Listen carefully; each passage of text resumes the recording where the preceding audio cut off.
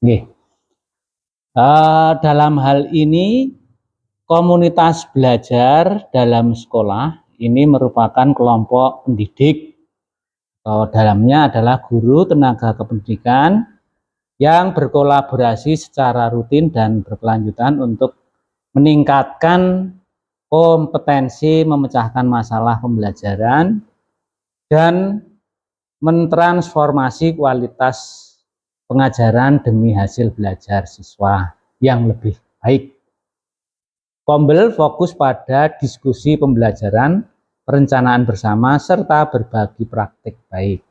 Bagaimana dengan sudut pandang guru? Komunitas belajar atau kombel bagi guru itu merupakan wadah kolaborasi yang terstruktur untuk belajar bersama, berbagi praktik baik, dan merefleksikan praktik pengajaran secara berkelanjutan. Dari sudut pandang guru, kombel bukan hanya sekedar pertemuan rutin, namun merupakan sarana pengembangan profesional yang berdampak langsung pada kualitas pembelajaran siswa. Karakteristik komunitas belajar ini ada budaya kolaboratif, jadi intinya tidak individual, berfokus pada pembelajaran murid, rutinitas dan keberlanjutan, fokus pada hasil terukur, refleksi praktik, dan terdiri dari anggota satuan pendidikan. Adapun tujuan komunitas belajar ini bagi sekolah ini ada 6.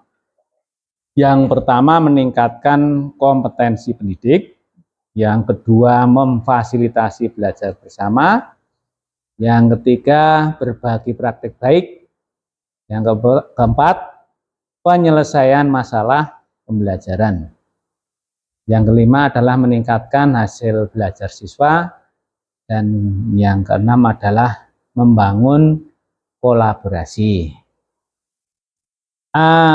Selanjutnya, bagaimana pandangan guru tentang tujuan komunitas belajar? Itu diantaranya adalah meningkatkan kompetensi pendidik. Artinya membantu guru memahami kurikulum, merencanakan pembelajaran, melaksanakan, dan juga mengevaluasi. Agar apa? Agar pembelajarannya lebih baik. Terusnya yang kedua adalah membangun budaya kolaborasi, yaitu mengubah budaya kerja guru yang individual menjadi kolaboratif, di mana guru saling berbagi tanggung jawab atas hasil belajar siswa.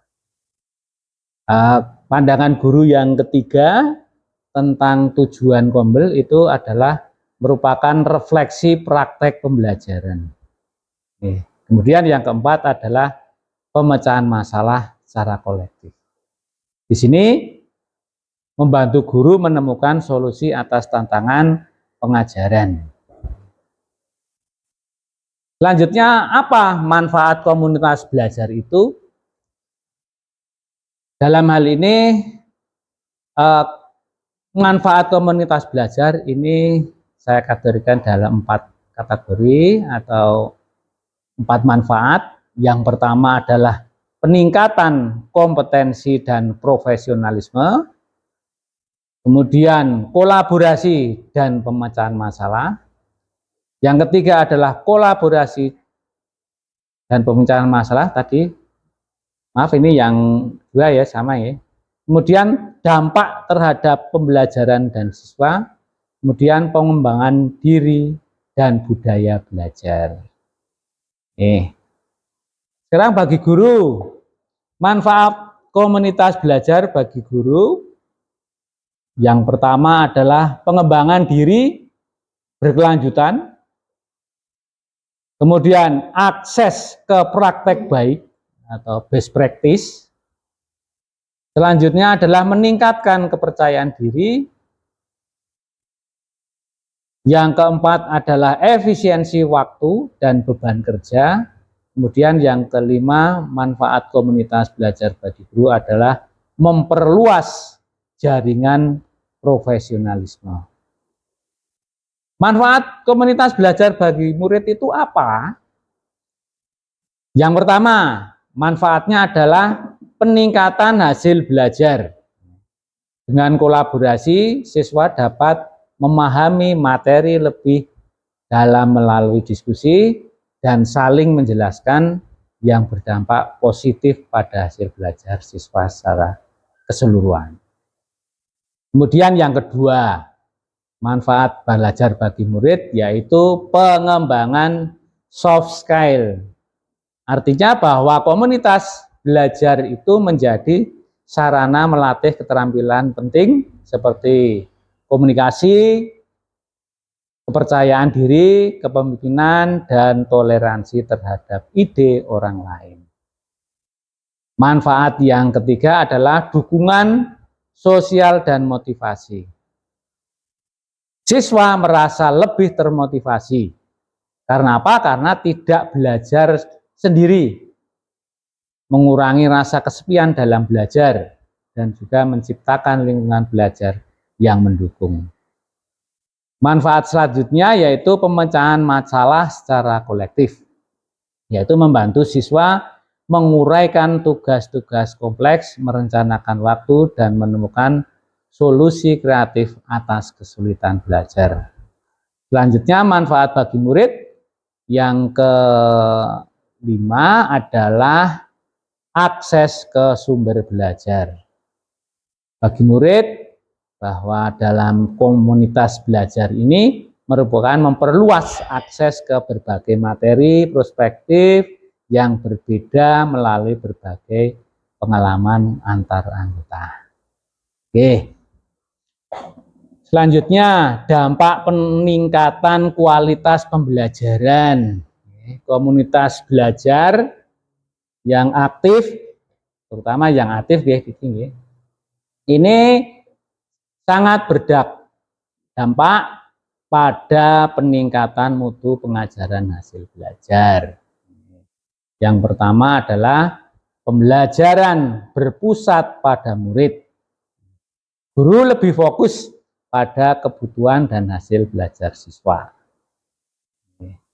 Jadi di sini ada literasi, numerasi, dan karakter. Artinya bukan hanya mengejar materi saja. Kemudian yang kedua, metode mengajar lebih inovatif. Terjadinya peningkatan keterampilan pedagogi dan penggunaan teknologi.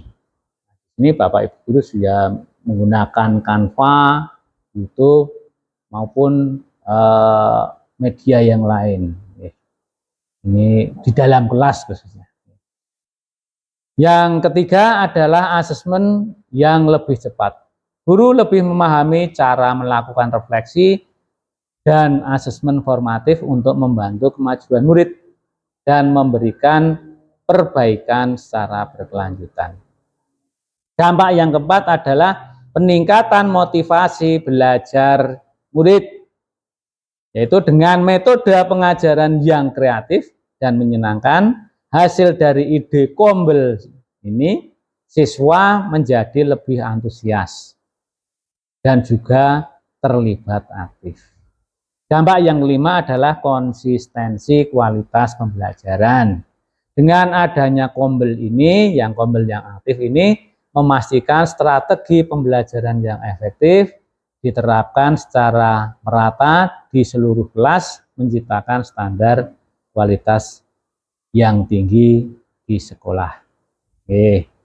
Ada 3 ide besar tentang pengelolaan komunitas belajar, ya, agar kita itu komunitasnya belajar ini lebih baik. Ini yang pertama, bahwa kita harus fokus pada pembelajaran atau learning. Ya. Yang kedua adalah membudayakan kolaborasi dan tanggung jawab kolektif. Kolaborasi. Kemudian selanjutnya adalah berorientasi pada hasil belajar. Nah, Bapak Ibu Guru, selanjutnya kita akan mengadakan diskusi.